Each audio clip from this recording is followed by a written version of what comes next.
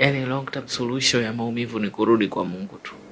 Hakuna mtu yote ambaye alienda kwenye kwa Mungu na maumivu akarudi yako vile vile.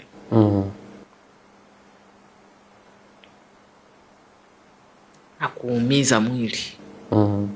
Kumake sure kwamba yani unapiga mwili kisawasawa, kufanya mazoezi magumu. Kuingia kufanya kitu kipya ambacho hujawahi kukifanya. Naweza tu ukasema koja nianze kujifunza judo hapa. Piga martial arts. Fanya vitu vigumu vigumu. Naenda unajitenga.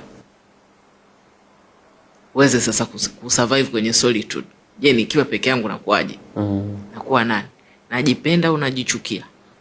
Najipenda mimi au napenda watu? Napenda attention au nini? Unajifungia. Na book sauna session, unaenda unakaa kwenye sauna. Utoke jasho kisawa sawa. Alafu ujiangalie sasa. Hivi nilivyo, ndivyo hivi ninavyotaka niwe au naweza nikawa zaidi ya hivi? Alafu sasa urudi sasa uwaulize watu wako, jamani mnanionaje? Nahisi nikiwa hivi nitakuwaje? I say kwa hivyo huwezi kutoboa.